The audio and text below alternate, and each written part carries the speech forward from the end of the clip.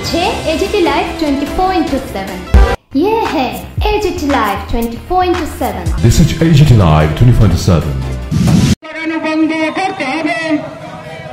দিনের পর দিন জিনিসপত্রের দাম অস্বাভাবিক হারে বাড়ছে কেন? বিজেপি সরকার জবাব চাই, জবাব দাও।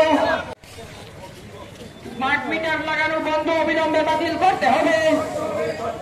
অস্বাভাবিক হারে বিদ্যুৎ মাশুল বৃদ্ধির প্রতিবাদে জনগণ এগিয়ে আসুন। আমাদের বিদ্যুৎ অফিসের কাছে সেখানে আমরা প্রতিবাদ জানিয়ে আমাদের কর্মসূচি শেষ।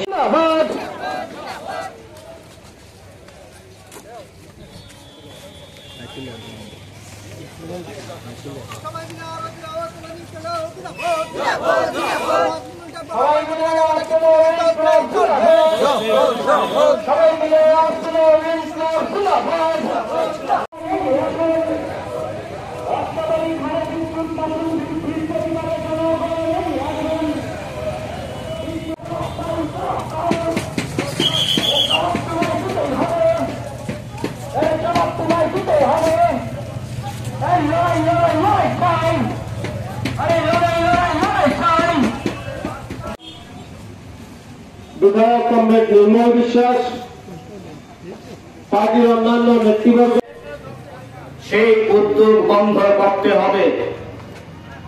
আমাদের দাবি, সম্প্রতি অস্বাভাবিক হারে বিদ্যুতের যে দাম অর্থাৎ মাশুল বৃদ্ধি করা হয়েছে, সরকারকে অবিলম্বে তা প্রত্যাহার করতে হবে।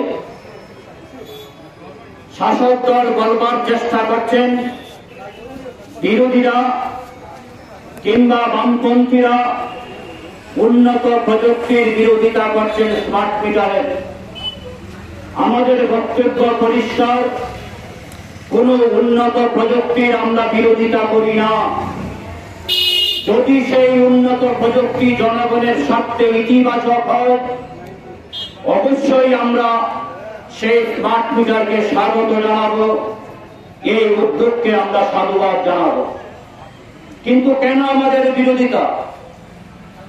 আমাদের দেশে বিদ্যুৎ সংক্রান্ত বিষয় নিয়ে যারা গবেষণা করেন, প্রকৌশলীরা, তারা বলছেন স্মার্ট মিটার ব্যবহার করলে পরে সেখানে বিদ্যুতের বিলটা একটু বেড়ে যায়, বিদ্যুতের বিল বাড়বে।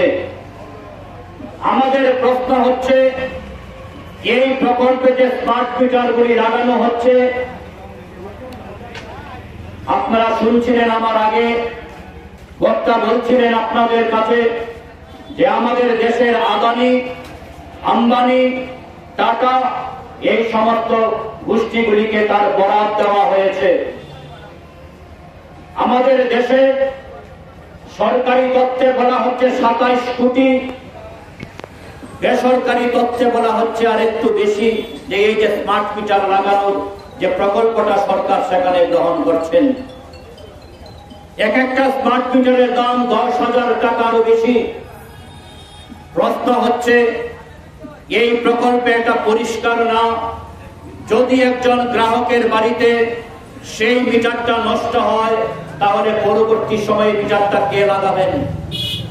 এই বিষয়টাও সরকার পরিষ্কার করছেন না।